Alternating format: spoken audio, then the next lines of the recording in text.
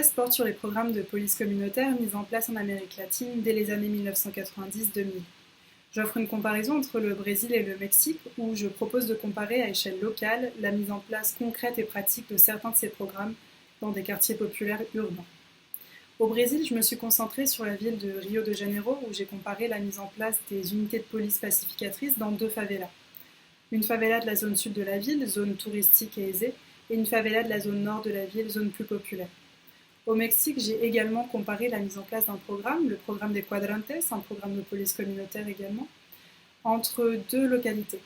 Un quartier de la ville de Mexico, quartier qui est collé au centre historique, ce qui en fait une zone touristique, et une municipalité de la Grande Mexico qui est beaucoup plus éloignée et plus populaire. Dans tous les cas, les gouvernements locaux ont dû faire face à une crise de la violence et de l'insécurité qui n'a cessé de croître depuis les années 1980 au moins. En général, ils ont répondu par des approches répressives, des approches réactives à la violence, c'est-à-dire que la violence avait lieu et ils réagissaient à la violence. On parle aussi souvent d'interventions ponctuelles, souvent très violentes. A l'inverse, les programmes de police communautaire s'insèrent dans des logiques préventives. Ils mettent de l'avant le respect des droits de la personne, mais aussi le fait de chercher les sources de la violence, de comprendre d'où vient la violence, afin de prévenir qu'elle arrive.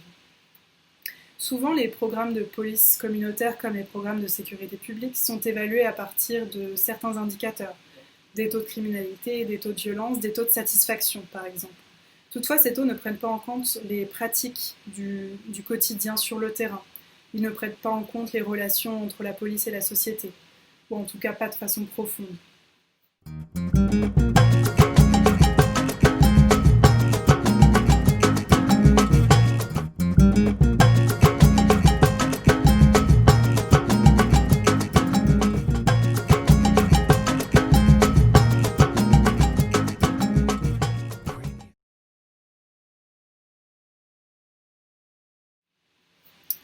Ma démarche ethnographique m'a permis de faire l'observation du côté de la police communautaire, mais aussi du côté de la population pour comprendre le vécu, l'expérience de ces polices communautaires dans des quartiers populaires de ville. Cette double perspective m'a permis de voir l'éventail de pratiques qui n'étaient pas pris en compte par ces taux d'évaluation, par ces mesures, et de comprendre qu'au sein d'un même programme, il peut y avoir des vécus complètement différents.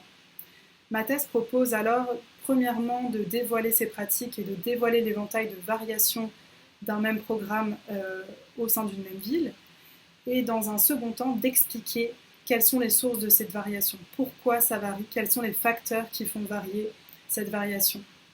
Ma thèse argumente ainsi que les programmes de police communautaire, leur implantation, c'est une construction entre la police d'un côté, mais aussi les habitants de l'autre, et que les interactions entre les habitants et la police, qui sont eux-mêmes insérés dans des logiques et des dynamiques de pouvoir social, vont créer ce qui va par la suite donner le résultat réel de la police communautaire.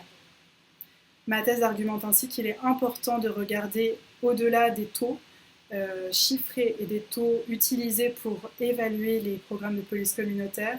Il est important de regarder le vécu réel sur le terrain des programmes de police communautaire pour comprendre ce qui s'y joue.